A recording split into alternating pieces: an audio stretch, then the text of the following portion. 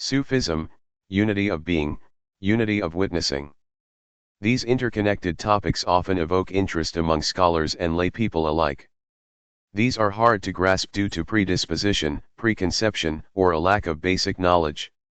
Therefore, I tried to explain these concisely and in the easiest way possible. Sufism is usually pursued under the vigilant guidance of a Sufi-Master/Murshad through a rigorous regimen over a long period, traversing various stages to reach a desired stage, maqam. I am convinced that Gnosis, muraqbat, can be achieved, even with more clarity, without a structured unidirectional, rigorous regimen by simply adhering to fundamental traits of morality, cleanliness of heart, body, soul, and sincerity of intention. It needs deep and rational thinking with an open mind, legitimacy, and sincerity of objective. Einstein, Tesla, and Nostradamus are just a few examples of those who did not go through such rigor of contemplations, muraqbat, as the Sufis and mystics encumber themselves. In my opinion, Sufi practices are in contravention of religious ethos, such as Islamic Sharia, as well as God's will. God never ordained any of his prophets to seek spiritual excellence through rigorous exercises, which sometimes go outside the decorum of Sharia. Sufis' claimed achievements can neither be substantiated nor validated. Allah does not want to be known or reveal himself more than what is already divulged in the scriptures because comprehending his being, dat, is beyond human capacity. So, embarking on an overly inquisitive expedition by disregarding his will is not only outrageous but also a futile activity.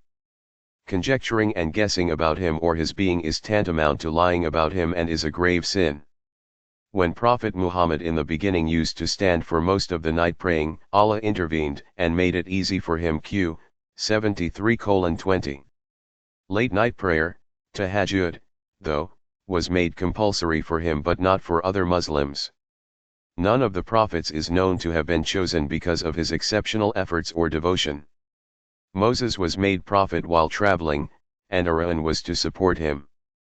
It is a testimony to the fact that anyone can be granted by God a station of Waliullah, friend of Allah.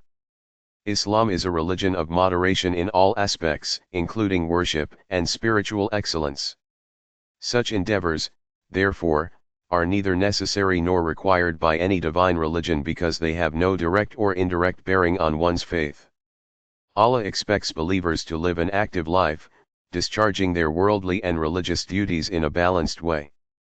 Best expressed as follows: an ordinary life zuhd, asceticism, Sufism.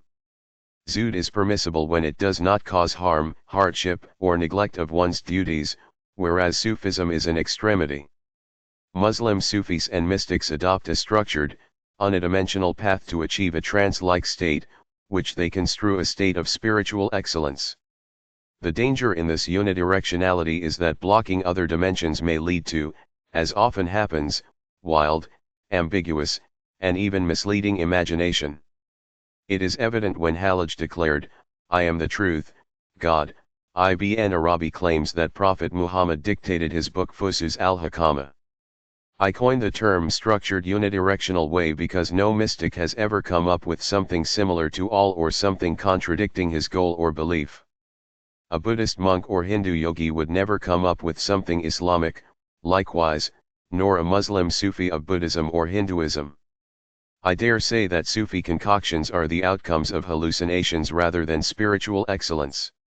In a trance-like state, imagination runs wild, trampling all the boundaries of rationality and logic, belittling the institution of prophethood, and creating a regiment of occult human operatives instead of angels to assist God in running his universe.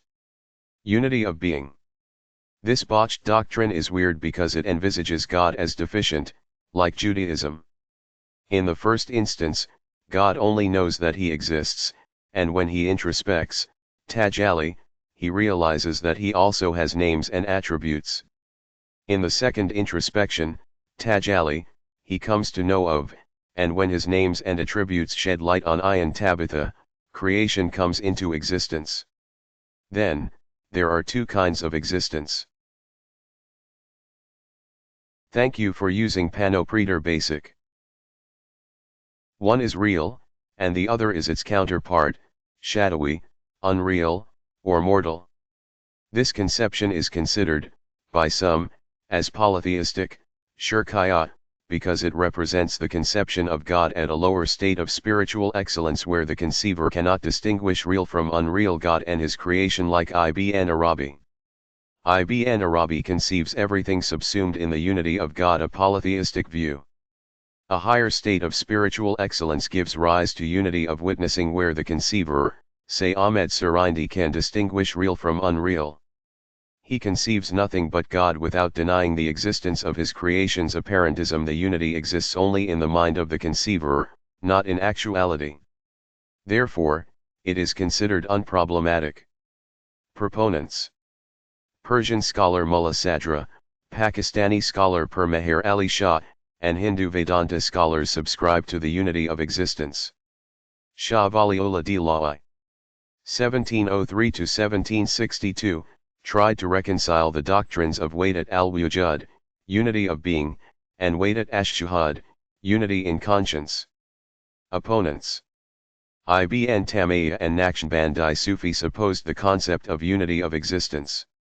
It is called the pseudo-philosophical design of Ibn Arabi and blasphemy in the tarikats of Kobariyya, Nematullahiyya, Rafiyya, Kishtiyya, Suruwardiyya, Shazliyya, Kobariyya, Naqshbandiyya, Qadariyya, etc.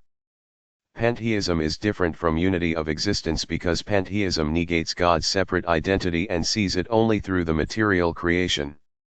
Unity of existence negates all other existences or creations and acknowledges only the all-encompassing existence of God.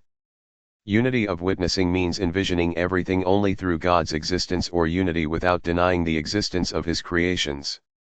Atheists believe only in self-sustaining material existence, creation, absolutely denying God, Creator, and his role in it. Comment/like/share/follow, and subscribe. Shakir Mumtaz. Author, thinker, analyst. U.S.A. Thank you for using Panopreader Basic.